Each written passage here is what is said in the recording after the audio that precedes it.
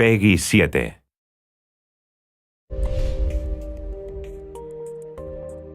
I'm Jordan Fisher from Pony Studios, and I work on programming and game design for Cloudberry Kingdom. I'm TJ Lutz, the Vice President of Pony Studios, and I'm working on Cloudberry Kingdom.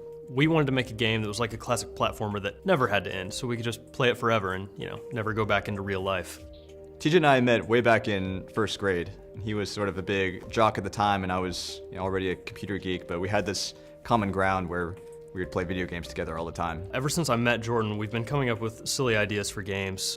We never really finished any, so that'll be what Cloudberry Kingdom's for, our first actual complete title. Cloudberry started one summer when Jordan came back to town. I was still in Wichita at the time, and he wanted to show me the concept he had for a game. I was working on my PhD in math. The idea for Cloudberry actually came from a math problem. How do you make random levels? How do you teach a computer to design these levels? He showed me this little concept that he'd put together, and I absolutely loved it. The art was all done by Jordan, and he can't draw, so we had a stick man, but the gameplay was fantastic. Really from that moment on, I knew that we had something, and we had to make something out of it. At that point, I ended up dropping out of grad school. I moved back to Kansas, into my mom's basement.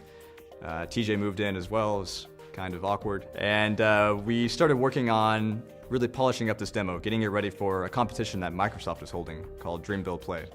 We ended up placing 10th in the competition, which, we were excited about, but it wasn't first. We were a little bit lost. We didn't know how to get the game published. We didn't know where to take it. So we really just ended up shelving it for about a year. Jordan went off to complete his degree. I went off to get more money because we ran out on the first try. I finished my PhD and I got a job out in New York, but it really just wasn't what I wanted to do with my life. And the sort of turning point was one day when I just told him I was quitting and really just started working full-time on Cloudberry. So I immediately started persuading TJ that he needed to quit his job too and move out to New York City. When Jordan first gave me the phone call that he had, quit his job and he's wanting to finish Cloudberry, I was a little concerned, I guess is the best way to put it. So it took a couple months of convincing, but I finally got him to sell everything and put all of his money into the company. At this point, we'd been working on the game for almost 3 years, but we decided to draw it out a little bit more and redo everything. The mechanics of the game were just gorgeous, but when it came to the art and the overall packaging, it wasn't ready. So we ended up turning to Kickstarter.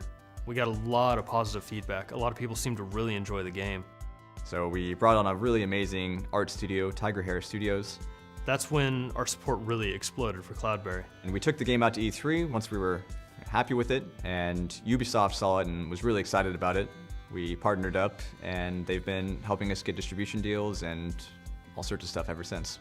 Ubisoft has been really accommodating in terms of letting us stay indie and have complete control over our IP and game design, while at the same time really helping us focus on marketing and distribution and all those things that as indies we just don't have the expertise and manpower to take care of on our own.